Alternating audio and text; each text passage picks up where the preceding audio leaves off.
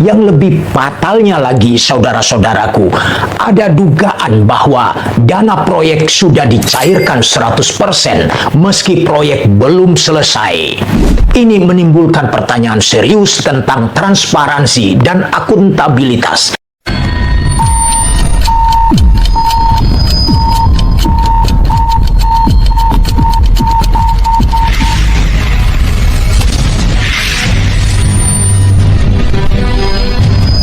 Assalamualaikum warahmatullahi wabarakatuh. Salam sejahtera untuk kita semua. Namo Buddhaya, Om Swastiastu, salam kebajikan. Selamat datang kembali di Kalturo Official Podcast bersama saya Kalturo. Saudara-saudaraku, pada kesempatan yang baik ini kita akan membahas tentang indikasi korupsi dalam proyek pembangunan pedestrian di Jalan Nasional atau Ruas Simpang Indralaya Meranjan, atau dari SPBU sampai kantor Damkar Kecamatan Indralaya Kabupaten Ogan Ilir yang bersumber dari APBD Kabupaten Ogan Ilir tahun anggaran 2024 sebesar 9,7 miliar dan dilaksanakan oleh CP Prima Tegar Utama. Proyek ini diduga dalam tanda kutip punya orang dalam.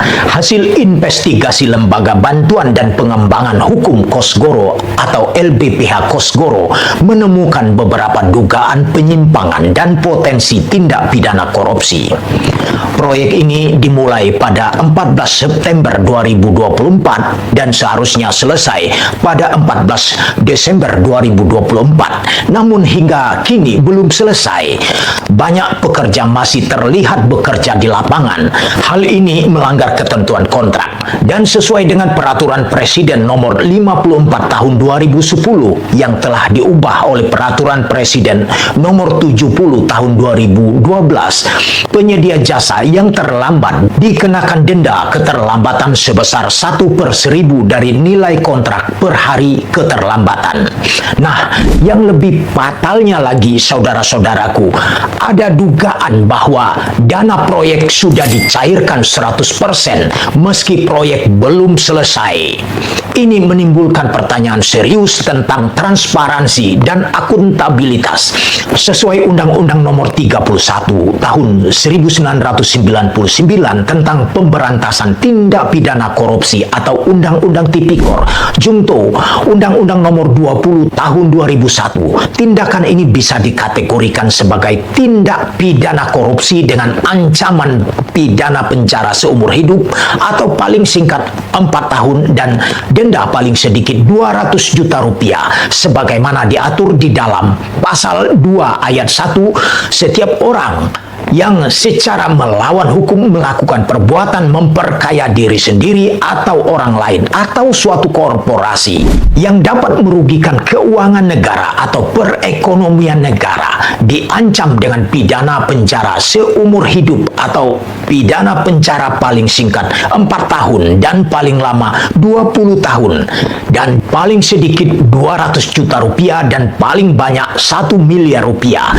Pasal 3, setiap orang yang dengan tujuan menguntungkan diri sendiri atau orang lain atau suatu korporasi menyalahgunakan kewenangan, kesempatan atau sarana yang ada padanya karena jabatan atau kedudukan yang dapat merugikan keuangan negara atau perekonomian negara diancam dengan pidana penjara seumur hidup atau pidana penjara paling singkat 1 tahun dan paling lama 20 tahun atau denda paling sedikit 50 juta rupiah dan paling banyak 1 miliar rupiah. Selain itu, saudara-saudaraku, proyek ini juga diduga tidak sesuai dengan rencana anggaran belanja atau RAP dan spesifikasi teknis. Seharusnya menggunakan lantai kerja berupa pengecoran pada bagian bawah. Namun faktanya tidak. Ketidaksesuaian ini bisa merugikan keuangan negara dan sesuai Undang-Undang Tipikor bisa dikategorikan sebagai tindak pidana korupsi. Perlu diketahui, proyek ini tidak memasang papan informasi kegiatan sehingga publik tidak mengetahui secara persis soal proyek tersebut. Pihak pelaksana dalam hal ini tidak transparan kepada masyarakat. Padahal proyek tersebut berasal dari uang rakyat dari pajak. Kurangnya transparansi transparansi ini menambah kecurigaan adanya penyimpangan dalam pelaksanaan proyek. Maka dari itu, saudara-saudaraku, LBPH Kosgoro mendesak agar pihak berwenang segera melakukan audit dan investigasi mendalam untuk memastikan kepatuhan terhadap RAP dan spesifikasi teknis, serta memastikan transparansi dalam pelaksanaan proyek pemerintah.